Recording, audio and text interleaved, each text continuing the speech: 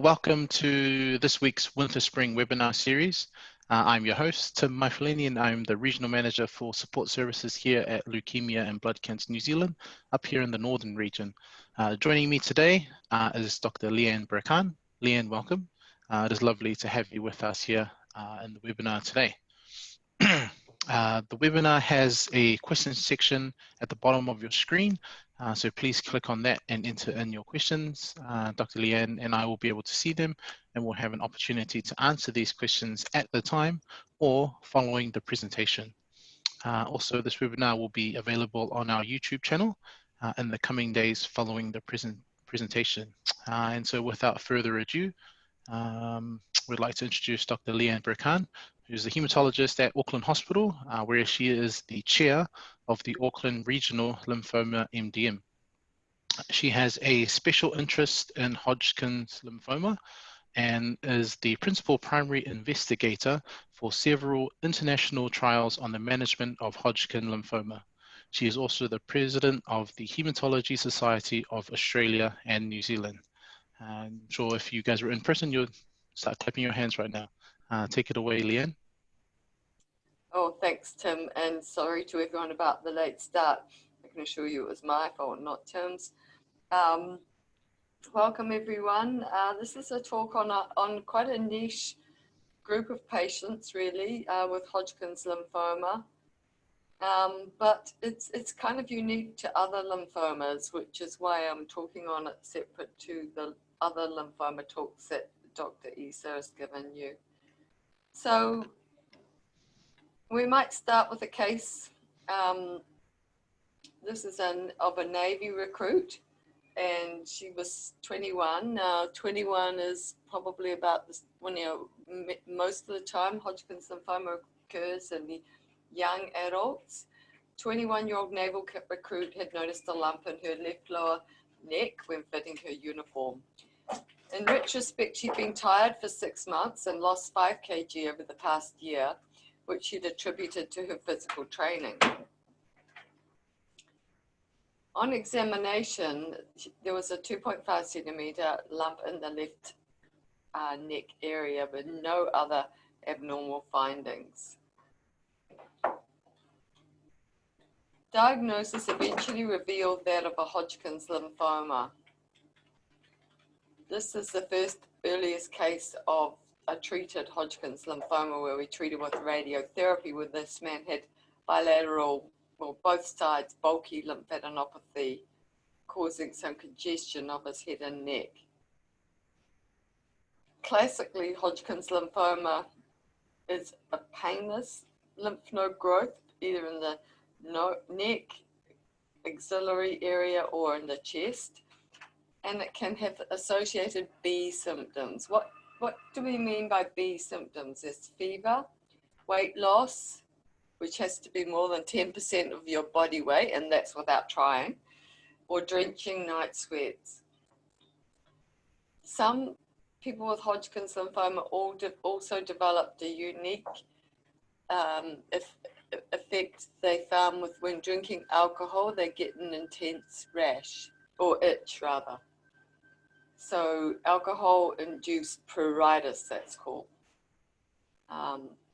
It usually occurs in young adults, but it can also occur again in like the 5th or 6th decade of life. So it affects these young people trying to get on with their life and get things going, often students or just starting families and first jobs. It's a disease generally seen in developed countries, and there's possibly a link with the Epstein-Barr virus, and that 30% of Hodgkin's lymphoma have Epstein-Barr virus on their biopsy. So how do we go about investigating this girl's large lymph node?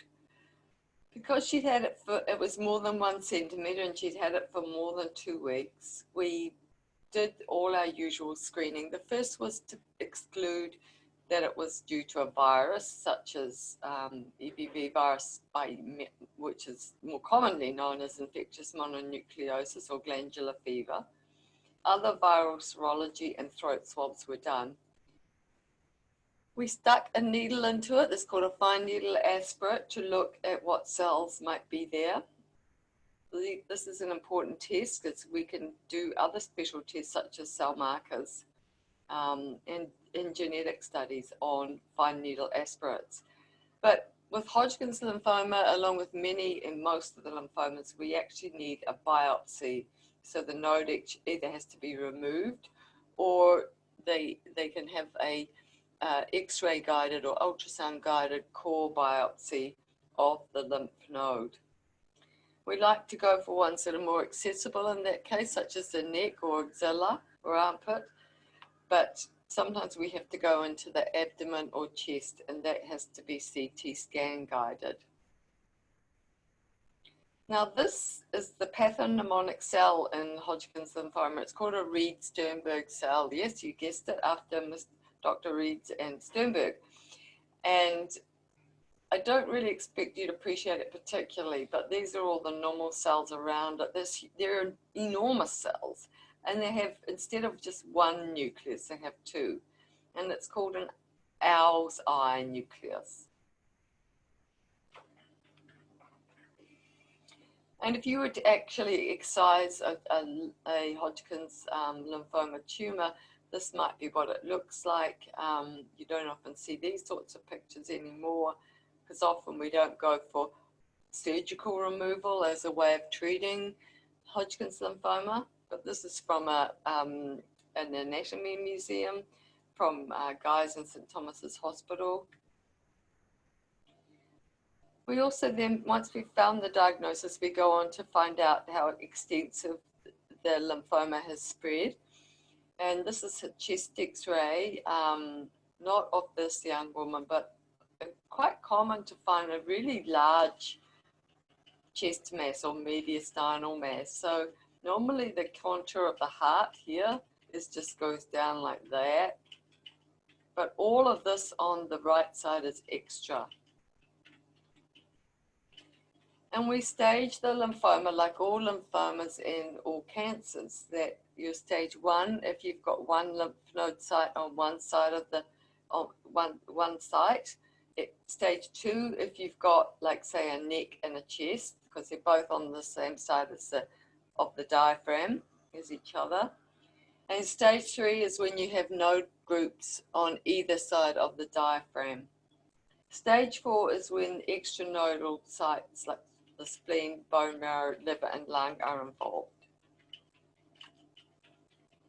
The next step is to do a baseline CT scan, but more recently we've moved to doing PET CTs as a baseline scan for Hodgkin's lymphoma. PET CTs are preferred, as they're the concern that sometimes we find an abnormality on CT and we don't know whether it represents lymphoma or, for example, as that was in the lung, or a chest infection. Whereas the PET scan will light up the lymphoma cells brightly as throughout the body.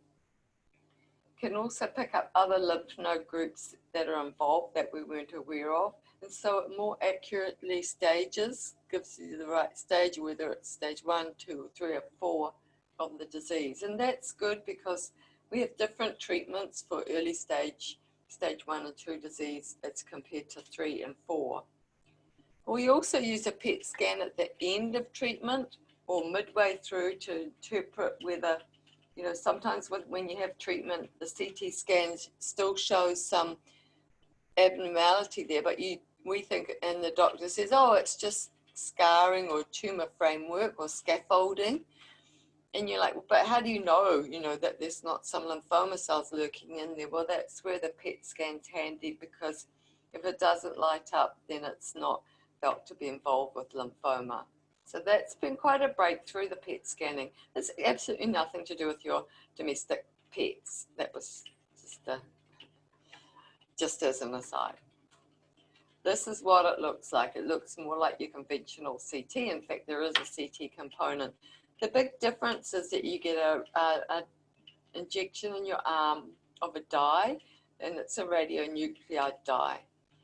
Because New Zealand is nuclear free, we have to import our nuclear dye from Australia, and that means that PET scans are only done on certain days of the week.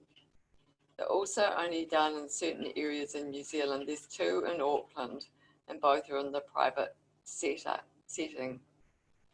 So these dark bits, and often they show up as bright bits on this actual CT, are areas of involvement, of brain involvement.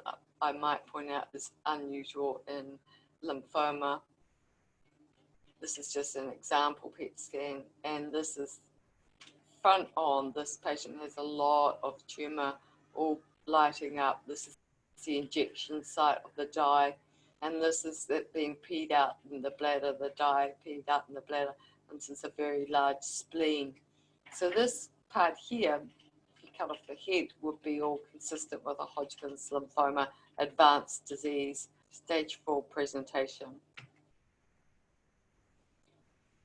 Now, a bone marrow biopsy always used to be a routine, well, it is a routine part of a non-Hodgkin's lymphoma staging, but we don't do it for early stage Hodgkin's lymphoma because they're very, very, very rarely spread to the bone marrow if they're only early stage on scanning. But it turns out that a PET scan is more sensitive than actually doing a bone marrow biopsy to determine marrow involvement for more advanced stage disease. So it means that people that have a new diagnosis of Hodgkin's lymphoma can just have a PET scan, and provided their PET scan doesn't suggest any bone marrow involvement, they don't need to go on to have a bone marrow biopsy, which is quite a big deal in terms of not only saving time, like getting you to treatment more quickly, but also it's not the most pleasant test, as I'm sure many of you will know. The treatment is with chemotherapy. Radiation treatment is targeted to the area of involvement, but that's very rarely done anymore. Treatments we need to talk about have an important effect on fertility, and that, remember I said that it's usually a young patient group, and so it's really quite a big deal, this aspect of the overall treatment of our patients. There's also some late effects for both the heart and secondary malignancies, especially breast, with radiation therapy and chemotherapy. So as this man, he had very bulky lymph nodes in his axillae, blocking off the drainage of the vessels in the neck, which is why he's all red-faced and puffy.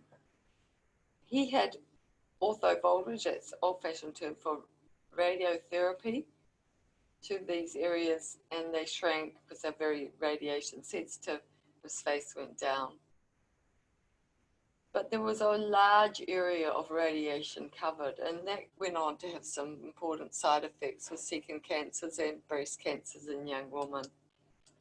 So nowadays we tend to steer right away from radiation, and we only use it for very early stage disease so that we can give just a couple of cycles of chemotherapy, or 4 in total, and then radiation treatment at a lowish dose. So if you look at what in the past, this is a 1995 graph, what people that got Hodgkin's lymphoma, what they actually died of, many people it's of relapsed disease, so that's like about 18%. But it plateaus with time, so once you're around the 5 to 10 year mark, you're unlikely to die, you're likely to be cured. But you'll see that this is secondary tumours, and that relates to the treatment, and they keep on going up and up and up in the 10th and at 10 and 20 year mark. There's also a cardiac death rate and infection death rate. So we have to be very careful, because this is a highly curable condition, or lymphoma, that we don't overdo the treatment with our chemotherapy or radiation treatment, and set up for patients, okay, yeah, well, you're cured of your Hodgkin's lymphoma, but oh, it's too bad you've got radiation lung, or you've got a secondary breast cancer, or you've got a secondary leukemia due to your heavy dose of chemotherapy. So what we give is either, there's two recipes for chemotherapy. It's multiple agent chemotherapy, and it's usually given over a 4 to 6 month time frame as an outpatient almost entirely. The most common one is ABVD, but in Auckland we use also quite a lot of Berkhan chemotherapy for advanced cases. We also use involved field radiotherapy, so we just look at treating the very smallest field possible. And these small fields are getting smaller and smarter with the technology that we use to plan the fields. So it's gone from being like a full mantle or cloak-like treatment, an inverted Y, to just the involved field only, which makes it a lot safer because that means that the amount of exposure of normal tissues is significantly reduced. The dosages of radiation treatment are talked about in grey, and we used to deliver a big dose of 50 gray, and now we've got it down to 20 to 30 gray in most cases.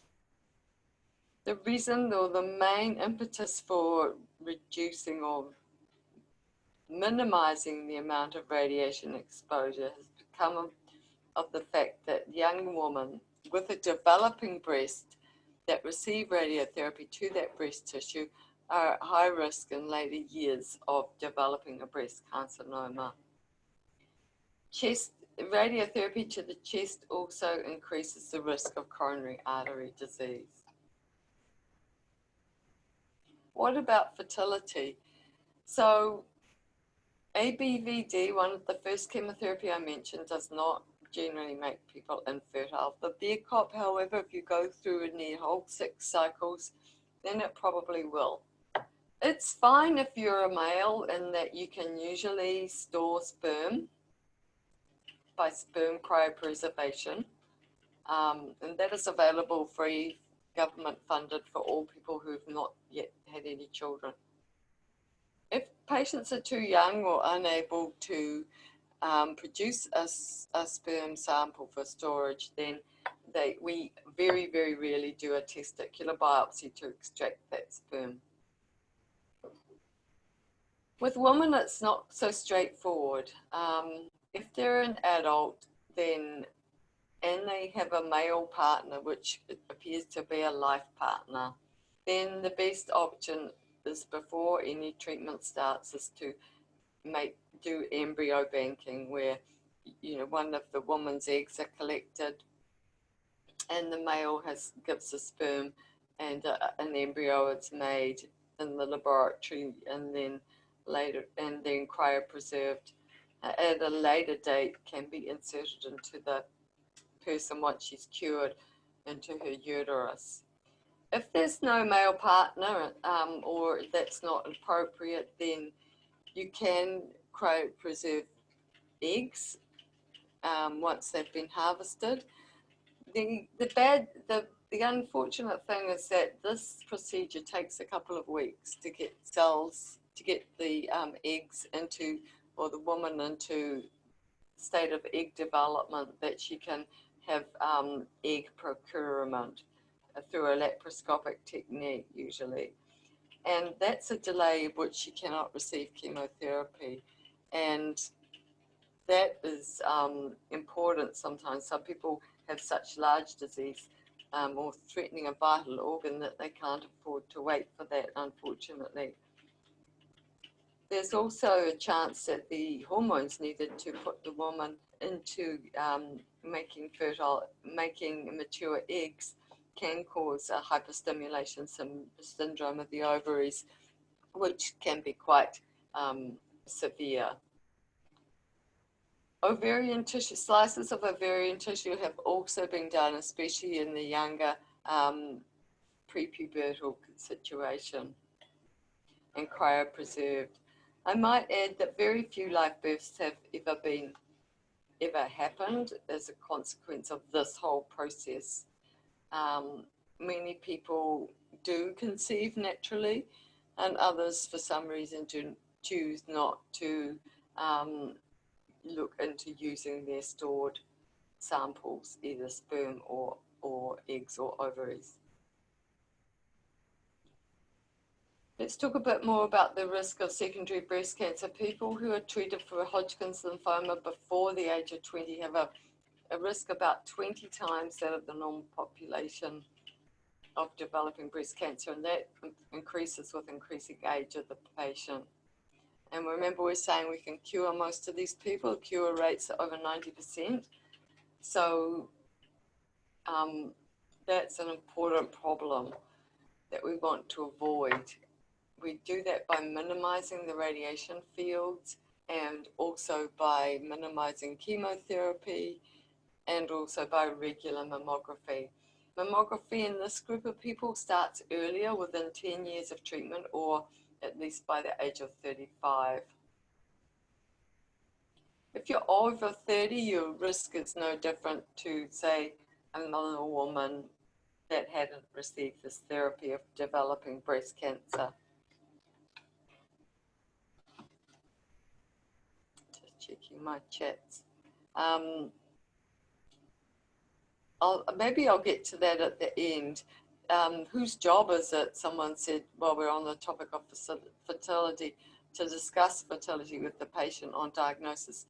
A lot more attention is being paid to this. It's obligatory that this is done. It's done at the by the doctors that see the patient, usually in the outpatients or on the ward, and then the formal referral route to a fertility specialist, if appropriate, which we try and make happen, if at all appropriate, if the patient wishes it, and if there is time and they don't have to get on with life-preserving chemotherapy or treatment.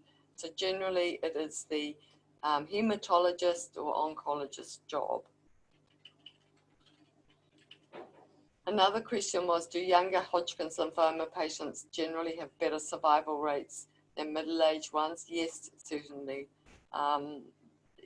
Age is very important, especially the cutoff we kind of use for all lymphomas is 60. So it's arbitrary, I know, for all of those of you that have just turned 60, but the cure rate for all lymphomas, or virtually every cancer, is higher in the young patient group, which is often less than 60, and that is the case in Hodgkin's lymphoma.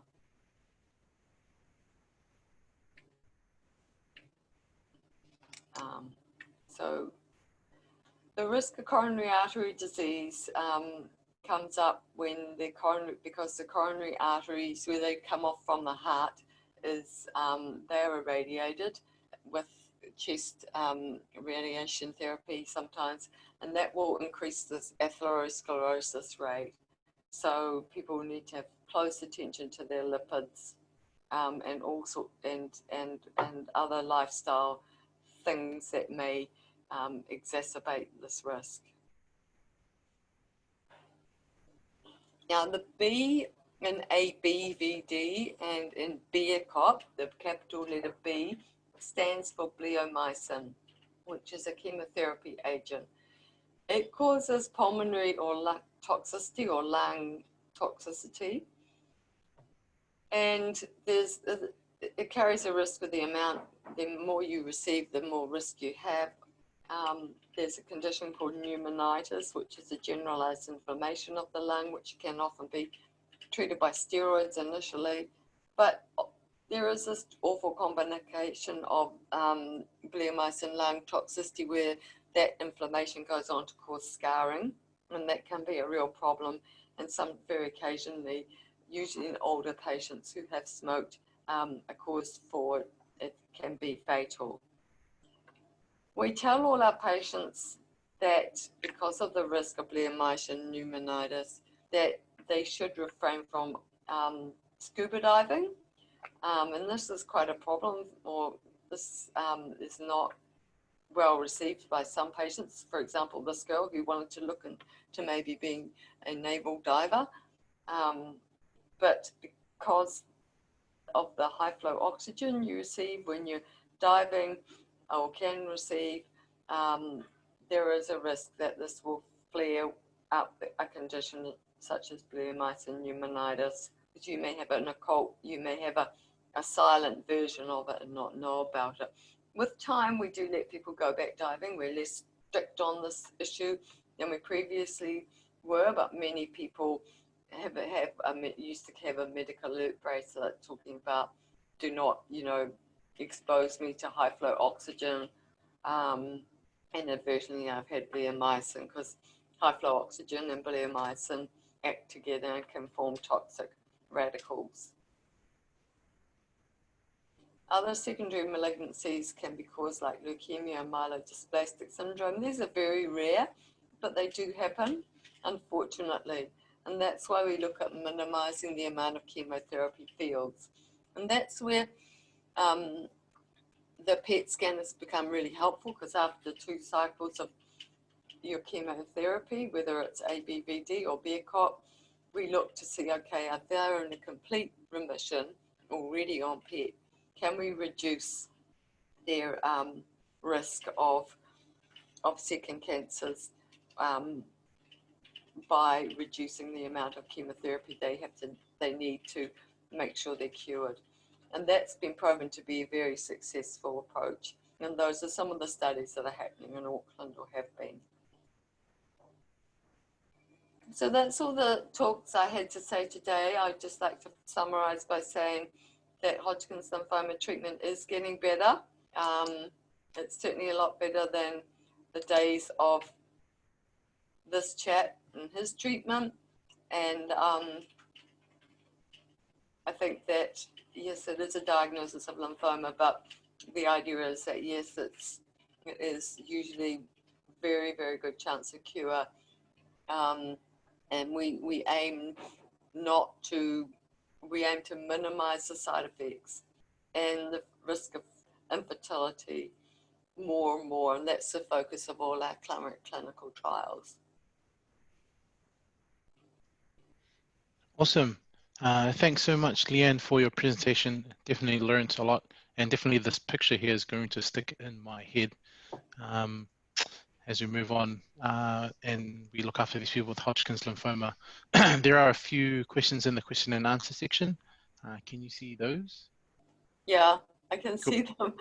It's an interesting one. The thing is, with ABVD, a lot of people don't lose a lot of hair, but I've learned never to say that. I counsel people always to expect hair loss, because you only need to have one person that you've told, oh, you might be able to keep some of your hair, and they don't, and that's certainly not appreciated. But certainly BRCA is, because of the cyclophosphamide, that's the C, they always do have hair loss, yes. It doesn't usually happen until, like, the end of the first cycle or so, yeah. And so we get people, to go along with their wig subsidy and get sorted out for hair coverings before they start treatment, usually. Awesome. All right. Are there any suspected causes of Hodgkin's lymphoma? There is a link with Epstein-Barr virus, but not causes as in we currently know, like, oh, I always tell my patients, look, it's nothing you've done or even have not done. It's not because you haven't gone to the gym. It's not because you've even been smoking. It's caused by mutations within these lymphoid precursor cells in your lymph nodes. We don't know what's triggered it, like we don't know what's triggered the vast majority of cancers. Can you comment on any advancements or improvement in therapy happening in the relapse space? Yeah, well, most of the time, if you relapse from Hodgkin's lymphoma, you're a candidate for an autologous transplant. This will be, up until the age of like 68, I think we've done. And what that means is you have a different kind of high dose therapy, and then we collect your stem cells, and then we bring you into hospital and give you a higher dose of treatment, chemotherapy, and then give you back your stem cells. And that's actually a fairly safe procedure. and it's getting safer and safer. There's also other agents which there's been a huge improvement, and that I tell you about them even though they're not actually funded in New Zealand liberally. There's two monoclonal antibodies. One is brentuximab, which is used in the relapsed Hodgkin's lymphoma setting. It works very well, but it's not a cure in itself. So generally it's used in this country as a bridge to transplant.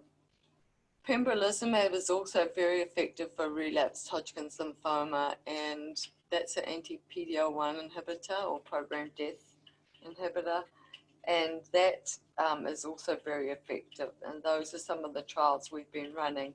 We did a comparison trial between which was the best, brentuximab or pembrolizumab, in people that were relapsed for their Hodgkin's lymphoma and weren't eligible for a transplant. Either they were too old or they weren't, their disease was too bad. And so we were fortunate to be part of that trial recently.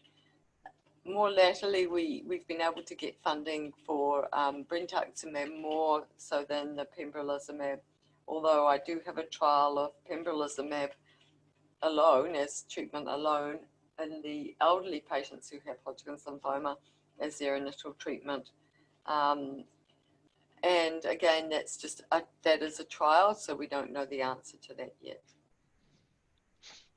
All right, cool. I think that's all the questions from our question and answer. I just had a couple from myself, if that's okay. Sure.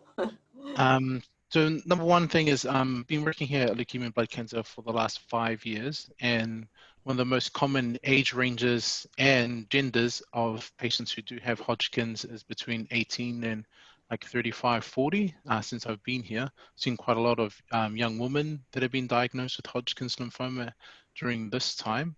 Can you comment on maybe why young-ish women get Hodgkin's lymphoma a lot more, potentially? Yeah, it's the age group. It's just a susceptibility. Definitely, unlike non-Hodgkin's lymphoma, which is the vast majority of lymphomas that affect people, the median age is 60. In Hodgkin's lymphoma, it's definitely that younger adult, usually in their 20s. There is not supposed to be a female preponderance. In fact, if anything, it's male, like for most cancers. And I'm not, that probably overall is not really my experience. I must say that in Auckland, because we treat all of the greater Auckland area and Northland for Hodgkin's lymphoma, we're the only centre. We are the largest, one of the largest Hodgkin's lymphoma centres in Australasia. So we have a massive clinical experience and database here at Auckland, which we're very proud of, and that's why we're, people are always keen for us to be involved in their trials. And I actually just got a new one today. So it's been quite a focus for me. And in particular, you have these young people, and it's a bummer. It's terrible timing in their lives. But at least, it is highly curable. And now we're working on minimizing the toxicity of our treatments as our main focus. Awesome. And then just following on from that question, and you said that Hodgkin lymphoma is quite curable. I just wanted to ask, we had a few patients who asked about like a survivorship program for those who've been diagnosed with Hodgkin's lymphoma, especially in that young adult age, and whether like that was something or a trial that that you might know of overseas, or something that might be on the radar for the hospital coming up in terms of these patients who are surviving a little bit longer than your other patients per se. There's certainly been survivorship because people do survive, fortunately. Luckily, not all of our groups do. Then yes, we haven't personally done much. Some of our earliest trial, our Bethel trial, is still in follow-up. So, I'm still seeing people at the 10-year mark on a once-a-year basis. It gets really difficult to see people in clinic because New Zealanders are so mobile, or were, in terms of those young adults. They just don't stay in Auckland, or they go somewhere else. But there's certainly been a lot of, it is an area, because there are quite a cohort, Tim, as you're implying, that it's not uncommon for us. And yet, because the complications are quite few down the line, that it's not like, we've got a late effects type clinic for our allogeneic stem cell transplant program starting up. But, I don't have the capacity personally, but it would be very, very good. Most people just go about it in their own personal way, with getting to know people that have gone through the treatment, as you know, and you've been, and I think that's where the LBC's been so incredibly useful. But if you have any suggestions about that, I'd be interested. Definitely have a few suggestions, and we can definitely catch up a little bit later. There's one last question. I'm not sure if you're in a capacity to answer.